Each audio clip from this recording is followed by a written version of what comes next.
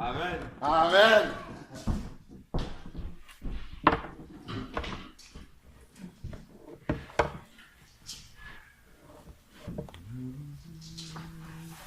Quand je suis dans ta maison, je suis très heureux. Quand je suis dans ta maison, je suis très fier. Dans ta maison, il y a de l'amour. Dans ta maison, il y a de la paix. Dans ta maison, l'onction brise le jour. Nous voici devant toi, Seigneur, tels que nous sommes, merveilleux Dieu, avec nos imperfections, Seigneur, mais aussi avec tous les dons que tu as mis en nous, Seigneur. Nous venons vers toi, Père éternel, afin que la puissance de ton onction brise le joug qui nous tient encore prisonniers dans l'incapacité, Seigneur, dans l'échec, ô merveilleux Dieu. Tu veux nous voir briller, ô Père éternel, allume nos âmes, Seigneur. Amen. Merci pour la puissance de ta parole et merci pour son œuvre dans nos vies. Au nom de Jésus. Amen. Amen. Amen. Nous allons partager un texte qui me vient à cœur. Nous le prendrons dans Marc 9. Dans Marc 9. Bon, c'est un texte qu'on retrouve aussi dans les autres évangiles. Je crois on le retrouve aussi dans Luc 9, je crois aussi. Et dans Matthieu, je crois Matthieu 17, quelque chose comme ça. Nous allons lire Marc 9 et je le prendrai à partir de son verset 9. La lecture sera un peu longue. On y est? Amen. Il est dit, comme ils descendaient de la montagne, Jésus leur recommanda de ne dire à personne ce qu'ils avaient vu jusqu'à ce que le Fils de l'homme soit ressuscité des morts. Ils gardèrent cette parole en eux-mêmes, tout en se demandant entre eux ce que signifiait ressusciter des morts. Ils lui demandèrent aussi, pourquoi les enseignants de la loi disent-ils qu'Élie doit venir premièrement? Effectivement, Élie viendra en premier, leur dit-il, et il rétablira toutes choses. Néanmoins, pourquoi est-il écrit que le Fils de l'homme doit souffrir beaucoup et être rejeté? De plus, je vous le dis, Élie est déjà venu, et ils lui ont fait tout ce qu'ils ont voulu, selon ce qui est écrit de lui. Revenus vers ses disciples, ils virent une grande foule, et les enseignants de la loi qui les entouraient, discutant avec eux. Voyant Jésus, la foule fut aussitôt saisie d'émotion. Tous accoururent pour le saluer. Il leur demanda, « De quoi discutez-vous avec eux ?» Un homme dans la foule lui répondit, « Maître, je t'ai amené mon fils qui est possédé d'un esprit qui l'empêche de parler. Quand l'esprit le saisit, il le jette à terre. L'enfant écume, grince des dents et devient tout raide. J'ai demandé à tes disciples de chasser l'esprit, mais ils n'y sont point arrivés. » Gens de peu de foi, répondit-il, jusqu'à quand serai-je avec vous? Combien de temps devrais-je vous supporter? Amenez-le-moi. Ils lui amenèrent l'enfant. Dès qu'il vit Jésus, l'esprit agita l'enfant qui fut pris de convulsions. Jésus demanda au père de l'enfant, « Depuis combien de temps cela lui arrive-t-il? » Depuis son enfance, répondit-il, et souvent il le jette dans le feu et dans l'eau pour le faire périr. Mais si tu peux quelque chose, aie pitié de nous, aide-nous. Jésus lui dit, « Que veux-tu dire par si tu peux? Tout est possible à celui qui croit. » Aussitôt, le père de l'enfant s'écria, « Je crois, aide-moi à vaincre mon incrédulité. » Amen. Amen. Je crois, mais aide-moi à vaincre mon incrédulité. Ça veut dire que je crois jusqu'où ou quel type de foi j'ai. Amen. On comprend ici que l'échec n'est pas un problème de foi, mais de type de foi, de la qualité de la foi, de la nature de ta foi. Amen. Amen. La foi vient de quoi? La foi vient de ce que tu entends. Alors, qu'est-ce que tu entends? Est-ce que tu discernes les choses que tu entends? Quelle est la qualité des choses que tu entends? Tu n'es pas obligé de tout entendre. À cause des choses que tu entends, tu as un type de foi. Et ce type de foi peut être un problème pour toi devant certaines situations. Amen. Amen. On continue la lecture. Quand Jésus vit la foule s'approcher d'eux, il menaça l'esprit impur et lui dit, « Esprit muet et sourd, je te l'ordonne, sors de cet enfant et n'y rentre plus. » Amen. Sors de cet enfant et n'y rentre plus. L'esprit sortit en poussant un grand cri et en secouant l'enfant violemment, le laissant par terre inerte, si bien que plusieurs pensaient qu'il était mort. Mais Jésus le prit par la main, le fit se lever et il se tint debout. Amen. Amen. Je vais m'arrêter quelque temps là pour un petit commentaire là-dessus. Il dit, esprit muet et sourd, je te le donne, sors de cet enfant et n'y rentre plus. Amen. Amen. Tant qu'on a vu le ministère de Jésus et les guérisons que Jésus a faites, c'est la première fois que je l'entends dire, sors et ne rentre plus. Amen. Amen. Il demandait de sortir et il appelait la personne et il lui disait, va et ne pêche plus. Parce que si tu pêches, ta condition sera pire que la première. Cela nous suggère peut-être que le cas de cet enfant n'est pas un problème de péché. Amen. Sors et ne pêche plus. Or, cela semble aussi contredire ce que Jésus a dit, parce qu'il a dit, l'esprit, quand il sort, il va dans les lieux impurs, et qu'est-ce qu'il fait? Il prend 9 qui sont plus méchants que lui, et revient à la... Mais ici, là, il a dit, tu t'en vas une fois, et je veux plus te voir dans la vie de cet homme. Alléluia. Amen. Prends soin de quoi? De mon incrédulité. Amen. Parce que le Père dit, si tu peux, si quoi? Si tu peux. Ça veut aussi dire quoi? Si tu ne peux pas, je m'en vais. Amen. Tes disciples ont essayé, n'ont pas pu. Et déjà même, c'est même ça qui crée cette discussion. Amen. C'est ça qui crée cette discussion.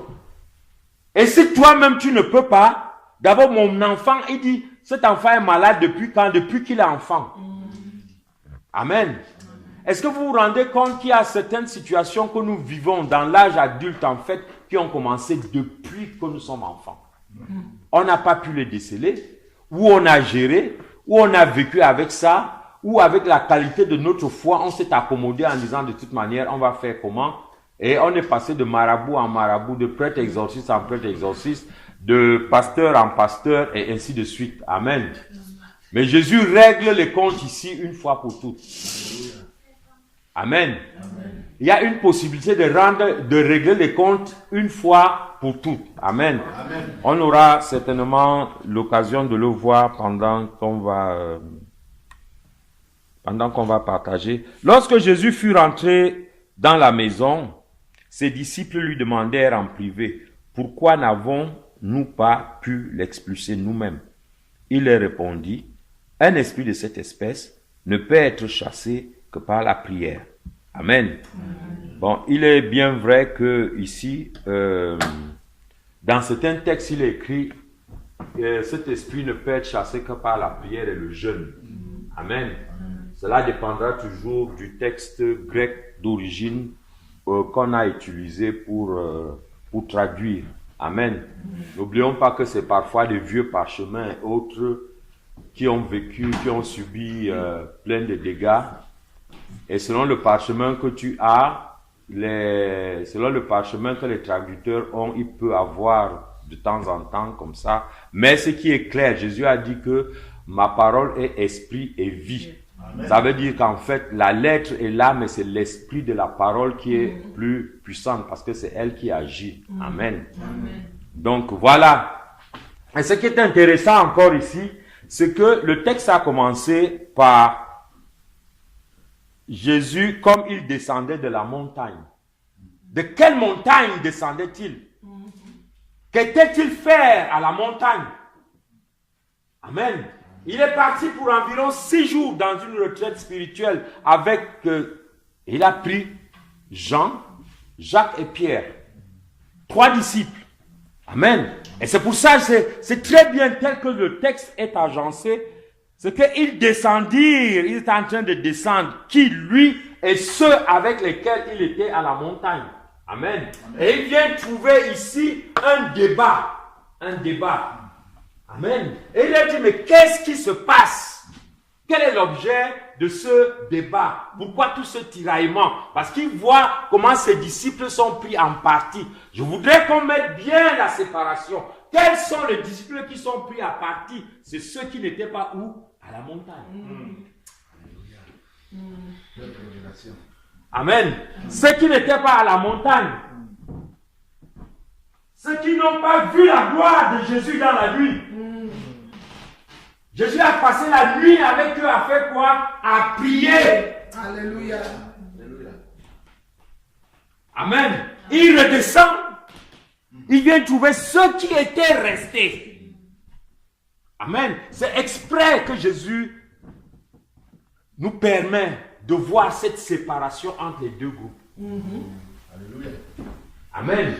Et tout ce que Jésus va dire est un enseignement très puissant pour l'Église. Il dit, génération incrédule. Quand il dit génération incrédule, il parle à tout le monde. Et on dit au milieu d'eux, il y avait les scribes. Il y avait les pharisiens. Amen. Et il y avait aussi des individus qui suivaient Jésus juste pour voir les miracles. C'était devenu un spectacle. Là où les disciples sont, on sait qu'il y aura, ils viennent juste pour le spectacle. Ça les amuse toute la journée. Il y en a qui suivaient parce que de temps en temps, il y avait multiplication de pain, ils pouvaient manger du pain. Et il y avait des pharisiens qui n'avaient jamais pu faire un miracle dans leur vie, mais ils maîtrisaient parfaitement la loi. Parfaitement. Ils savaient la disséquer. Ils savaient t'expliquer comment est-ce que Moïse, comment est-ce que ceci se passe, pourquoi est-ce que ce jour-là, comment il s'appelle, Yéthro avait dit telle chose à Moïse, avec des détails. Mais toute la loi qu'il connaissait ne changeait rien dans la situation des gens et du peuple. La Bible dit que Jésus arpentait les villages et il était pris de compassion parce que le peuple était languissant, ils étaient malades, ils étaient fatigués comme des brebis qui n'avaient pas de berger. Amen. Et Jésus nous montre ici le tableau de toute une génération. Allez, nous avons toutes les composantes de la société qui sont là, en ce moment-là. Amen. Et il y a un problème et ils ne sont pas capables de résoudre le problème. Et comme ils ne sont pas capables de résoudre le problème qu'il y a, le débat est déclenché. Amen. On discute beaucoup là où il n'y a pas de solution. Amen. Parce que vous n'arrivez pas à apporter une solution et que chacun veut montrer que c'est lui qui. Le pharisien veut montrer, le scribe est là. Moi je connais. Vous là, vous dites que vos disciples de Jésus, voici l'enfant fait. Pourquoi vous n'êtes pas capable de faire? Et le père aussi est là. Il dit de toute façon, laissez-moi avec mon enfant, je m'en vais. Parce que je... Amen. Jésus dit, race d'incrédules. Vous tous là, incrédules. Et quand il dit ça, il parle de tous ceux qui sont là. Jusqu'à quand je serai avec vous. Amen. Amen. Il y a les disciples. J'aime bien ça. Il y a les disciples. Amen. Amen. Mais ils ne peuvent pas résoudre le problème. Amen. Et c'est pour ça que c'est intéressant quand Jésus commence à nous montrer les voies de la victoire, les voies de la réussite. Amen. Les voies du succès sur les œuvres du diable. Il dit, ça là, c'est pas la prière et le jeûne. Amen. C'est pas la prière et le jeûne. Moi, je pose la question. On t'amène un malade. Il est agité comme on dit là. Après on dit c'est pas la prière et le jeûne. Ça veut dire quoi? Tu vas prier. Non, c'est pas dans l'instant. Attends, quelle est la prière que tu fais là? S'il te plaît, un démon, je t'en prie. Parce que tu pries. Prier c'est quoi? C'est s'adresser à quelqu'un qui est supérieur. On est agité par le démon. On te dit prie. Là, tu fais quoi? Tu supplies le démon? Amen. Mais la question est à quel moment tu pries? À quel moment tu pries? Amen. À quel moment tu pries? Est-ce que tu vas dire au malade, bon, attends d'abord, moi je vais aller jeûner, je vais jeûner, je vais prier et je reviendrai régler ton cas. Parce que tu as Jésus t'a donné la clé, non? Il faut la prière et le jeûne. Donc, quand je vais tomber devant une situation, qu'est-ce que je fais? Je te dis, attends, j'ai la solution, je m'en vais d'abord prier et je vais jeûner et je reviendrai régler ton cas. C'est une solution. Peut-être ça peut marcher. Je ne sais pas. Amen. Si en revenant, tu vas trouver la personne en place, tant mieux. Mais comme cet individu semble être quelqu'un qui, lui, quand tu ne peux pas, il part. Il va chercher ailleurs. Amen. Jésus est entré juste ici pour aller directement de nous montrer la clé de la victoire dans ce monde de méchanceté. Paul a dit le présent siècle de méchanceté. Rien de ce que tu vas rencontrer dans ta marche n'est là pour te faire du bien. Il a dit de méchanceté. Parfois même un bonjour qu'on te donne est piégé. Amen. Est-ce qu'on peut savoir comment est-ce que... je ne sais pas. Message aussi. Faisons attention à un certain nombre de choses. Amen. Est-ce que vous vous rendez compte que si entre nous là, quand je te trouve, tu es mon frère, je te dis que Dieu te bénisse. Si dans mon cœur, il y a la paix, il y a la grâce, et il y a justement cet amour-là, je te transfère une bénédiction. Parce que Dieu a dit, quand tu diras que Dieu te bénisse, moi, je le bénirai. Est-ce que vous savez seulement qu'avec juste la salutation, Dieu te bénit, toute l'église est bénie et toute l'église est victorieuse? Pourquoi l'église n'est pas bénie, pourquoi elle n'est pas victorieuse? Qu'est-ce qu'il y a dans ton cœur quand tu dis Dieu, que Dieu te bénisse? Est-ce que tu penses vraiment à la bénédiction? Si tous les frères, quand on s'embrasse, que Dieu te bénisse vient du fond de notre cœur, avec amour. Amen. L'église ne serait pas ce qu'elle est aujourd'hui. Ça veut dire que nos dieux te bénissent là. Si la même personne, tu l'écoutes derrière la porte, ce qu'elle dit justement de toi, alors qu'il vient de te dire que Dieu te bénisse. Ou bien pendant qu'ils étaient en train de causer, c'était même toi qu'ils étaient en train de déchirer. Mais vraiment frère, que Dieu te bénisse là, que Dieu te bénisse. Vérité. Amen. C'est ça le problème ici que Jésus est en train de nous, il est en train de nous reprendre là-dessus. Or, quand tu as bien passé ta nuit, comme nous l'avons dit l'autre jour, quand tu as passé ta nuit, parce que c'est ça que Jésus dit là, les disciples avec lesquels lui est descendu n'ont pas, ils comprennent ce qui se passe. Et comme tu disais tout à l'heure, mon cher frère, quand nous lisons dans les actes des apôtres et autres, pourquoi est-ce que c'est toujours Jean et Pierre qui montent au temple? Pourquoi c'est toujours Jean et Pierre qui font des miracles? Pourquoi c'est toujours Jean et Pierre étaient avec Jésus ici, oui ou non? Où sont tous les autres disciples? Amen. Les deux ont compris comment ça se passe. Ils ont compris ce qui se passe. Amen. Jésus est en train ici de nous enseigner une discipline de vie. Amen. La discipline du disciple. Le disciple de Jésus est celui qui doit prendre du temps pour prier et pour jeûner. Amen. Et quand tu prends ton temps, tu prends tes nuits, tu prends tes jours pour jeûner, tu prends tes nuits pour prier, pour te préparer les choses qui vont se passer le lendemain. Amen. Tu es au-dessus de ces choses-là. Amen. Amen. La discipline du jeûne et de la prière est une discipline d'anticipation sur le mal. Amen. Amen. Toi qui jeûnes et qui pries, amen, Dieu te prépare à vaincre le mal qui est sur ton chemin. Amen. Dès lors, même si quelque chose te frappe, ne t'inquiète pas du coup que tu reçois. Pose-toi juste la question, hey, amen. Et tu comprends ce qui est en train de se produire. Amen. Et en ce moment-là, tu peux donc dire, arrière de moi, Satan. Parce que tu as compris, c'est pas ce jour-là, c'est pas là que tu pries. Arrière de moi, Satan n'est pas une prière, mais c'est un ordre. Amen. Amen. Et l'ordre n'est efficace que parce que tu as prié et parce que tu as jeûné. On est ensemble? Amen. Voilà comment Jésus nous prépare, tel qu'il nous a parlé ici à la veillée. Il a dit ma vie en abondance. Ah oui. Ma vie en abondance. Ah oui.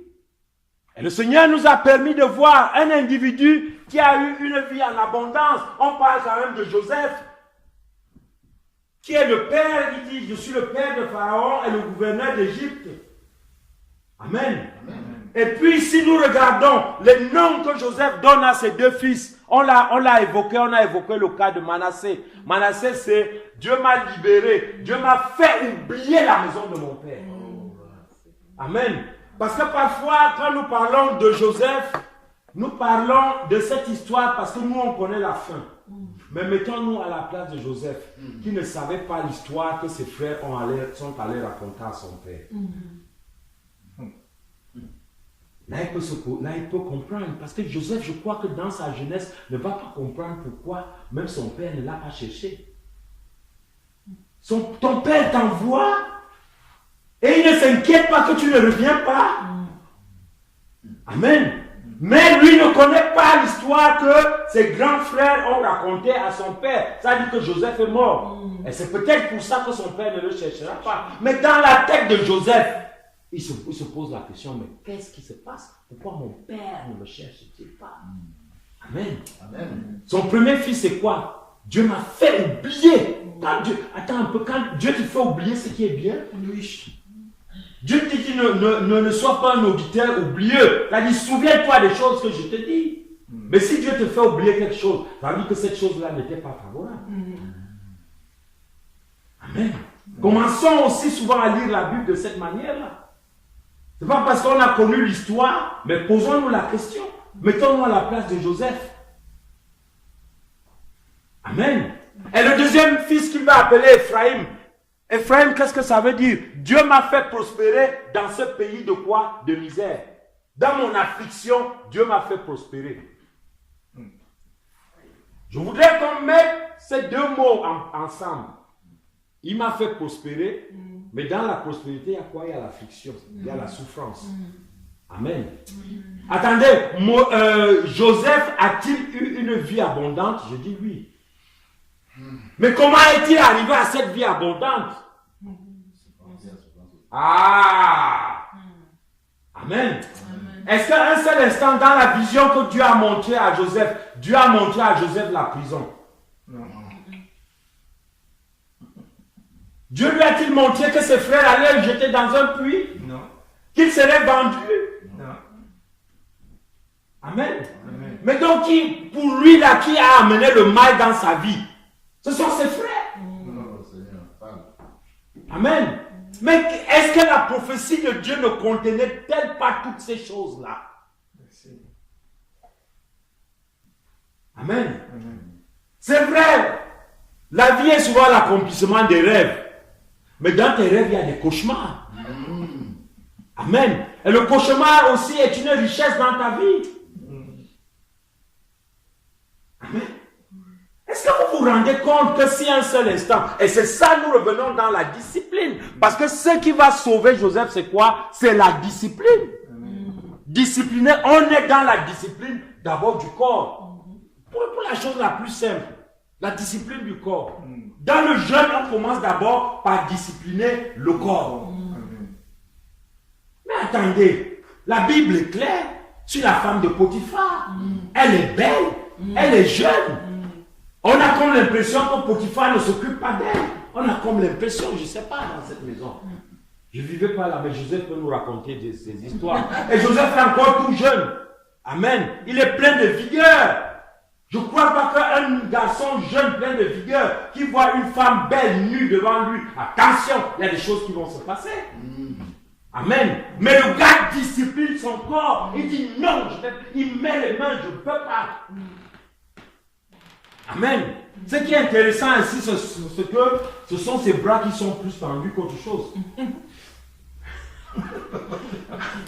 Amen. Parce que chez les autres, c'est autre chose qui est tendu. Et en ce moment-là, le péché, le péché là, tu entends, on parle de fornication, on parle de viol, on parle de ceci, on parle de cela. Je suis désolé, même à l'église, les pasteurs, et les fidèles, et les brebis et tout.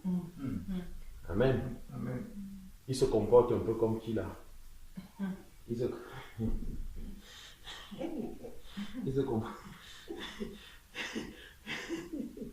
Ah, c'est Nathan qui est venu piéger David avec cette histoire-là. Il dit à David que enfin, l'histoire des brebis et des moutons.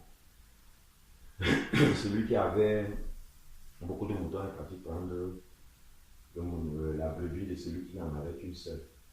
Amen. Ça a amené David à la repentance. Ça, c'est la chose excellente dans l'histoire. Amen. Mais ce qui est intéressant, c'est de voir un peu le caractère de l'homme qui avait une brebis, la seule brebis. On dit qu'il traitait cette brebis-là comme son enfant. La brebis mangeait dans son assiette. À la peine, elle buvait même dans son verre. Et elle était dans son lit. Qu'est-ce que la brebis cherche sur le lit du pasteur? Est-ce que la place de la brebis, c'est chez le pasteur? Mais il est berger. Le berger est un pasteur. Excusez-moi d'aller comme ça physiquement. Amen. La place de la brebis est où dans les tables, où elle va rencontrer les autres, les boucs et les autres pour multiplier entre eux. Ce n'est pas en dormant sur le lit du berger que la brebis, si la brebis commence à multiplier avec le berger, il y a un problème. Ce n'est pas fait pour être ensemble. Ce n'est pas fait pour dormir sur le même lit. Seule la brebis, elle va la mettre à l'étable. Amen. Je crois que ce n'était pas à David de juger cette histoire comme il a fait. Amen. Mais le Seigneur dit que celui qui ne multiplie pas, on lui enlève même celui qu'il a, qu'il croit avoir. Amen. Oui, c'est pour ça que nous devons aussi savoir les temps dans lesquels nous sommes. Nous sommes dans le temps, nous savons que notre maître nous a dit qu'on doit multiplier les choses qu'on nous donne. Quand tu as une brebis, tu dois la mettre là où elle doit multiplier, là où elle doit féconder et là où elle doit produire. Pas ailleurs. Ce n'est pas dans ton lit que ça se passe. L'écart, la séparation entre les brebis et les guides et les pasteurs et autres doit être clair. Amen. Il n'y a pas de compromis là-dessus. Il n'y a pas d'intimité entre une brebis et un pasteur. Nous avons autre chose à faire. C'est de les soigner. Amen. C'est de nous occuper des problèmes qu'ils ont, des maladies qu'ils ont. Comment veux-tu qu'une brebis a une maladie? Elle vient pour chercher la paix et la guérison. Et tu lui dis non, c'est là-bas dedans que ça va se passer. Mais quel est le problème que tu viens ajouter? Tu es même incapable de régler le premier problème qu'elle a amené et tu ne fais qu'ajouter un problème au-dessus. On est ensemble. Vous voyez comment est-ce que la discipline de Joseph a fait traverser toutes ces difficultés à Joseph. Amen. C'est ce côté discipline-là sur lequel je voulais qu'on s'arrête un peu ce soir, que le Seigneur voulait qu'on s'arrête ce soir. La discipline dans la maison. Amen. La discipline dans notre vie spirituelle. Amen. Qu'est-ce que nous faisons de nos nuits? Amen. Qu'est-ce que nous faisons de notre corps? Comment nous disciplinons ce corps? Si ce corps et l'esprit ne sont pas disciplinés pour fonctionner ensemble, amen, nos journées ne seront que des longues litanies d'échecs et de pleurs. Amen. Amen. Mais si nous suivons le Seigneur tel qu'il nous l'a dit, amen. Amen. Si on le suit tel qu'il nous l'a dit, ça dit c'est pas la prière et quoi? Et le jeûne. Et que nous avons compris que la prière et le jeûne, ça ne se passe pas au moment où tu es en face de la situation, mais ça se passe avant la situation. Ça veut dire que notre discipline de prière et de jeûne est une discipline d'anticipation. Amen. Donc nous avons la puissance de l'anticipation. Amen. La puissance d'être rempli avant le combat. Amen. Ce n'est pas au combat que tu vas... Attends, quand on nous parle justement de David dans un autre aspect, attends, est-ce que c'est quand David a vu Goliath, il est d'abord rentré pour aller s'entraîner à tuer le lion, à déchirer l'ours, ou bien il avait fait ça avant? Amen. Et quand il est venu au devant de Goliath, il était déjà apte et armé pour combattre Goliath. Amen. Notre victoire est dans notre discipline. Amen. Amen. Notre victoire est dans notre discipline. Et c'est grâce à cette discipline-là que nous saurons vaincre les souffrances qui sont dans la vie abondante que Jésus nous a réservée. Amen. Amen. Amen. Et Joseph est ta vie. Joseph est ma vie. Amen. Amen. Parce que le Seigneur est en train de nous montrer comment est-ce que nous devons vivre à tous les niveaux. Amen. Nous avons vu le problème d'impureté. Nous ne sommes pas là seulement pour critiquer, pour être scandalisés par les choses que nous voyons. Mais nous sommes là pour faire quoi? Pour détruire les choses, comme on a dit, le Fils de l'homme est apparu afin de détruire les œuvres du diable. Amen. Le Seigneur Jésus nous dit une chose. Il dit les hommes de Bethsaïda, pardon. Si Sodome et Gomorrhe avaient vu les choses que vous voyez, entendu les choses que vous entendez, Sodome et Gomorrhe se seraient repentis. Il aurait jeûné et se serait repenti. Amen. Est-ce qu'on ne s'est jamais posé la question de savoir, est-ce qu'à Sodome et Gomorrhe, il y avait quelqu'un qui pouvait faire la prédication là-bas? Est-ce qu'il y avait quelqu'un à Sodome et Gomorrhe qui pouvait parler? Est-ce qu'on s'est posé la question? L'autre était où? L'autre a vécu à Sodome et Gomorrhe, oui ou non? Bien sûr. L'autre a appris au pied d'Abraham, oui ou non? Bien sûr. Attends, quand Jacques nous parle de Lot, il nous parle du juste Lot, non? Que Lot était quoi? Il était juste. Et mais que faisait Lot à Sodome et Gomorrhe? Il était juste en train de voir, de s'indigner. Dès qu'il voit un homme et un homme quelque part, il dit, oh, abomination, mes yeux ne peuvent pas voir ça. Oh, abomination, mes yeux. Non, parle-lui, prie pour lui. C'est ce que Jésus est en train de dire, parle-lui. Si tu lui avais parlé, il se serait repenti. C'est ce que Jésus dit.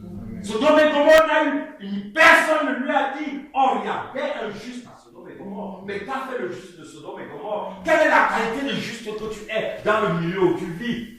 Est-ce que tu es seulement le juste qui juge les autres?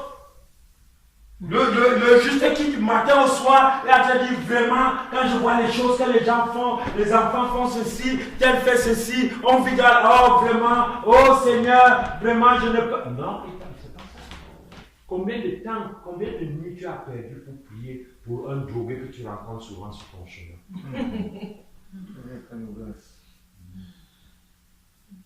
Amen. Moi-même, quand je vous parle, ça m'amène à prier pour deux homosexuels que je connais. Parce que moi, je pense aussi que je me suis laissé aller dans une attitude, je ne dirais pas d'acceptation, mais de telle manière que eux, ils ne me gênent plus. Non, excusez-moi frère, je vous demande aussi de mettre ça aussi dans les prières parce que je crois que là, j'ai failli à quelque chose.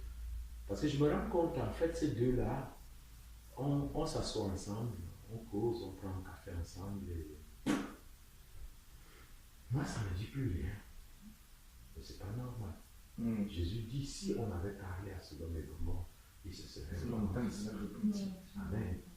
Vous voyez que les enseignements, ce n'est pas juste pour les autres, c'est pour nous. Amen. Amen. Alors nous allons nous lever pour prier, pour que le Seigneur, c'est pas par hasard que le Seigneur nous a fait vivre dans ce pays. Amen. Amen. Le sort de ce pays est entre nos mains, le sort de nos familles est entre nos mains. Nous ne sommes pas là seulement, il y a beaucoup. Quand on est né de nouveau à cause de la vérité que nous avons rencontrée, nous jugeons nos familles. On les condamne. S'ils sont résistants, on les rejette, on ne les voit plus. Beaucoup ont quitté leur famille, se sont séparés avec ces familles, ne les voient même plus. On les traite de sorciers, lui, ils sont sorciers. Mais qu'est-ce que tu fais?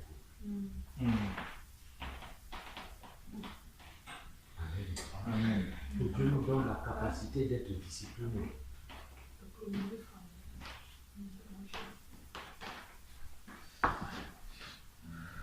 Amen. Amen. Qu'on soit discipliné. Seigneur, nous voulons te rendre grâce pour Père.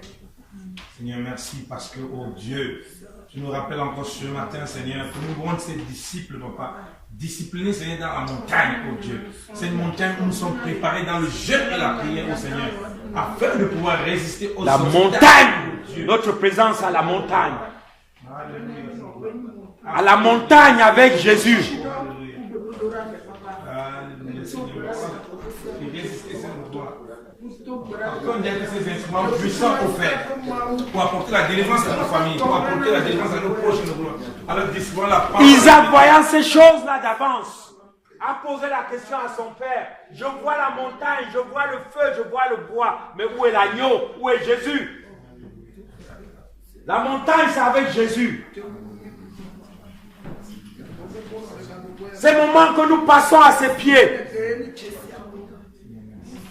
où le Seigneur nous atteste la gloire, c'est là-bas que Dieu a attesté la gloire de Jésus. Pierre se réveillant dit, je bâtis une tente pour Élie, une tente pour Moïse. Dieu lui a dit, non, voici mon fils en qui j'ai mis toutes. Il dit toutes.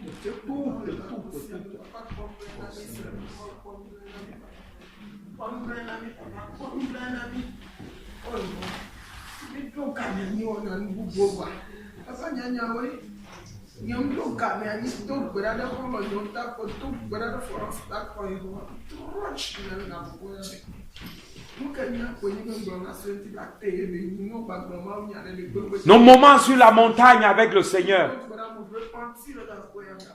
Nos moments sur la montagne à jeûne. Nos moments sur la montagne dans la prière. C'est en redescendant de cette montagne que le ministère s'accomplit. Le ministère, ce n'est pas dans la vallée. La puissance n'est pas dans la vallée, elle est manifestée dans la vallée, mais elle s'acquiert sur la montagne.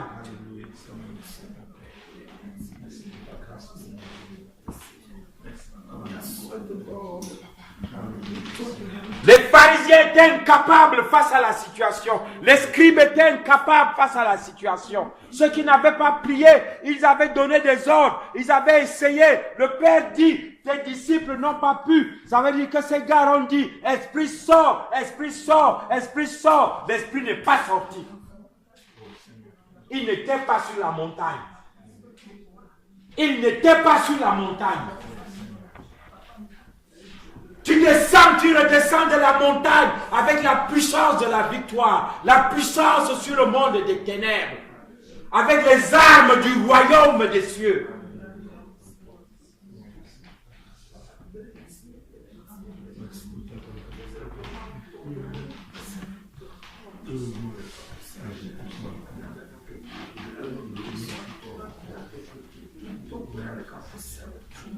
La puissance qui te permet de bousculer le royaume des ténèbres.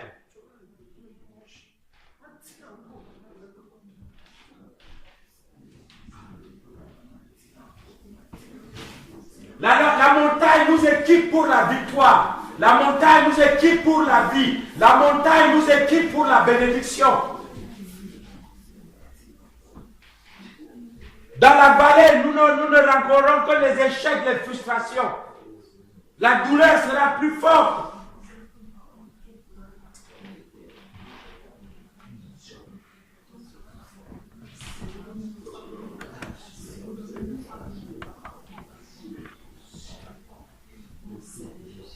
Et quand on est descendu de la montagne, nous devons avoir cet esprit de compassion. Jésus voyait le peuple languissant, le peuple malade, le peuple fatigué. Fatigué par quoi? Par les œuvres des ténèbres.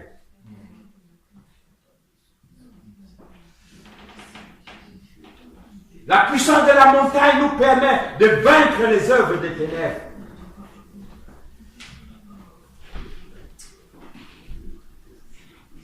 Et Dieu a fait ça exprès, afin de détruire les œuvres du diable, afin de détruire. Tu ne peux pas détruire ce qui n'existe pas. Tu ne peux pas détruire ce qui n'a pas été fait. Ça veut dire que Dieu te fait arriver une seconde en retard par rapport au diable. Il aura déjà fait et toi tu viendras après lui. C'est toi qui viens après lui. Mais c'est parce que tu auras anticipé en allant sur la montagne que tu es puissant et que tu peux le vaincre. Si tu ne vas pas sur la montagne avant, tu ne pourras pas détruire.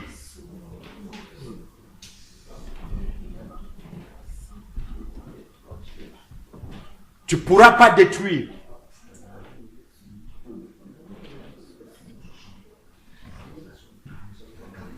Et nous allons prier pour ce pays, nous allons prier pour nos voisins, nous allons prier pour ces drogués, nous allons prier pour tous ces malades mentaux qui ont la dépression, les burn-out à cause des œuvres des ténèbres de ces lieux.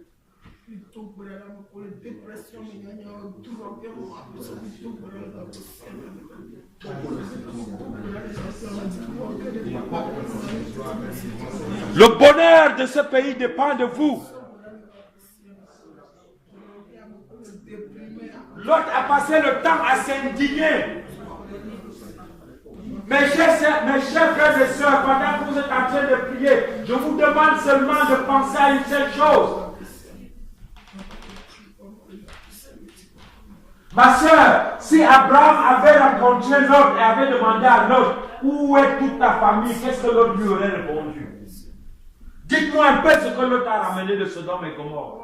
Quand il est parti, il avait des serviteurs. Quand il est parti, il avait la femme, il avait les enfants, il avait du bétail. Quand il revient, où sont toutes ces choses-là?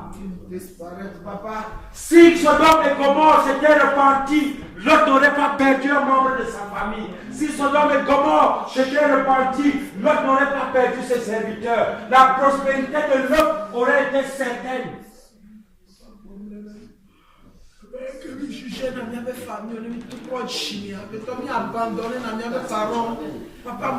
Si nous ne nous battons pas dans le pays où nous sommes, nos enfants seront embarqués dans ce tourbillon d'impureté, dans ce tourbillon d'égarement, dans ce tourbillon de destruction.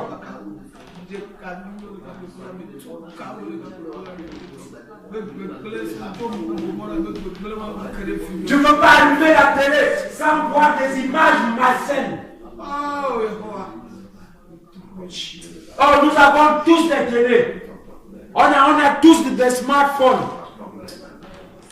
On ne sait pas les images que nos enfants se partagent. Si nous ne prions pas pour la jeunesse de ce pays, nos enfants qui font aussi partie de cette jeunesse-là sont soumis à la destruction.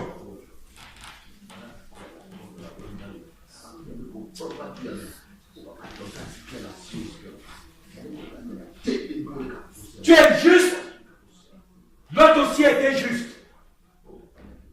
Tu as une famille, l'autre aussi avait une famille. Mais qu'est-ce que tu fais de la grâce de Dieu?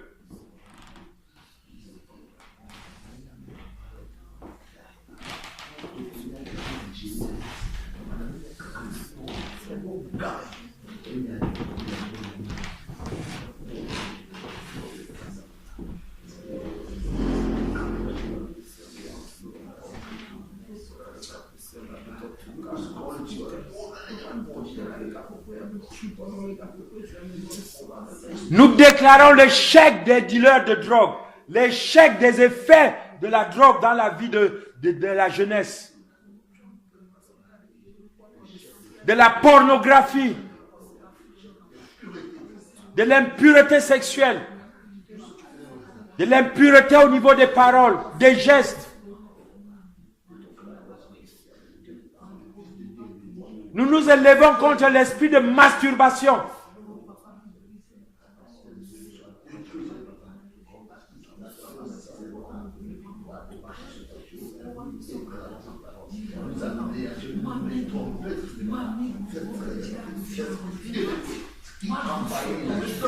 Oh Père, tu nous as dit que le bonheur de ce pays dépend de nous.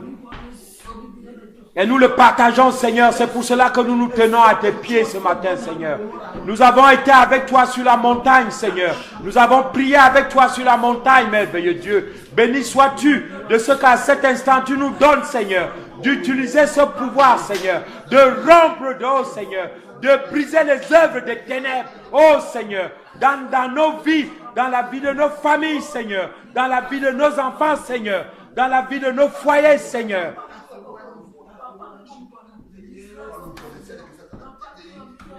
Dans la vie de nos collègues de service, Seigneur. De ces étrangers que nous rencontrons, Seigneur. De cette jeunesse que nous voyons tous les jours, Seigneur. En prise avec l'alcool, en prise avec les joints, oh Père éternel.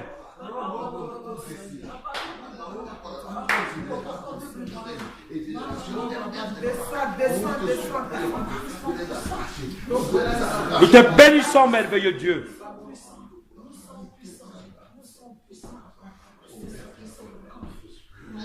Merci pour la puissance de ton esprit, oh merveilleux Dieu, que tu mets à la disposition de ton Église afin de briser les œuvres des ténèbres.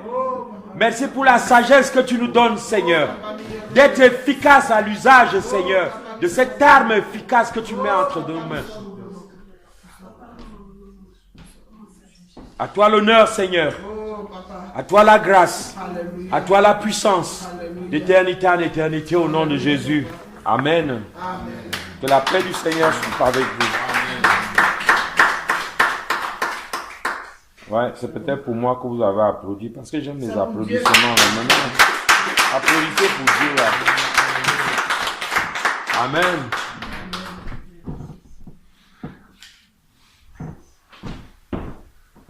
Alléluia. Amen.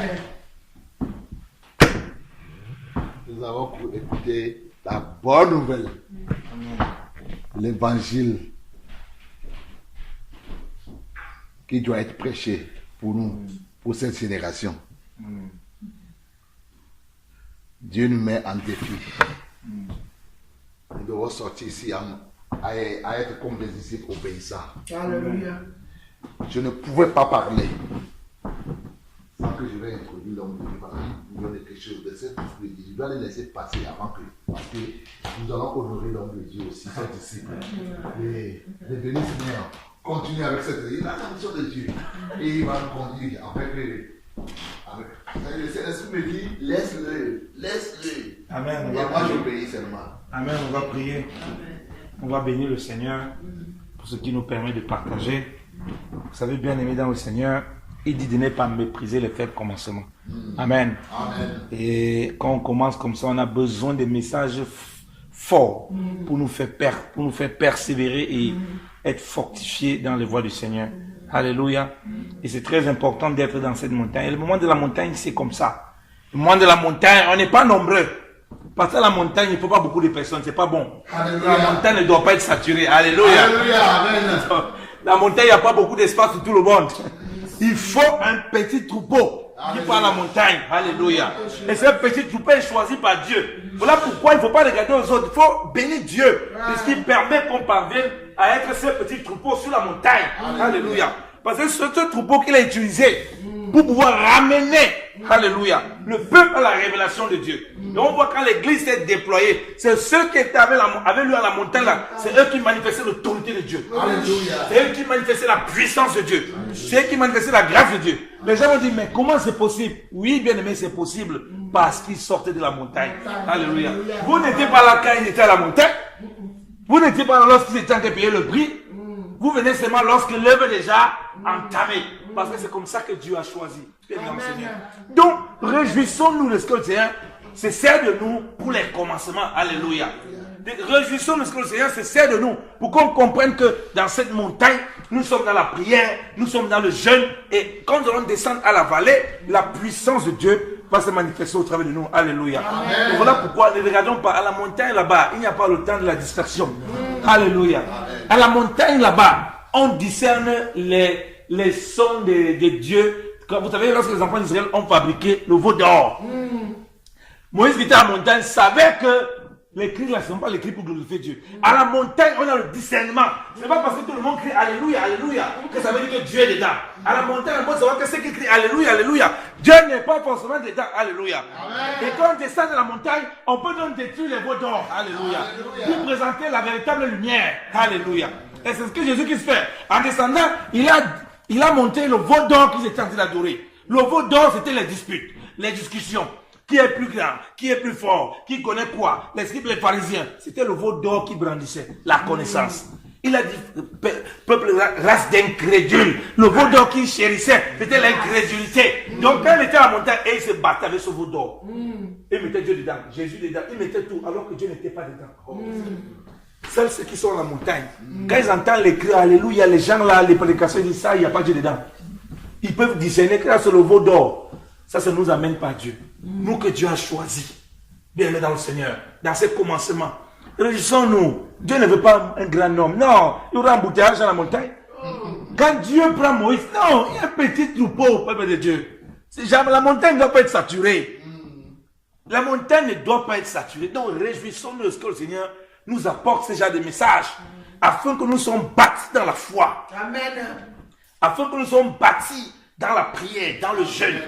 À la montagne, il y a le calme. À la montagne, on entend la voix de Dieu de façon claire. À la montagne, on est éloigné de la distraction, peuple de Dieu. Et ce soir, Dieu veut encore que nous comprenions cela. Lèvons-nous, prions le Seigneur, que nous ayons une vie de montagne. Que nous soyons toujours dans la montagne avec lui. Cette montagne où il nous façonne. Cette montagne où on ne regarde pas autour, mais combien de personnes sont avec nous? Non, laisse les personnes. Laisse les personnes. Quand tu descends la montagne, ils ne vont pas comprendre ce qui se passe. La démonstration de la puissance de Dieu qui est bannie au travers de toi.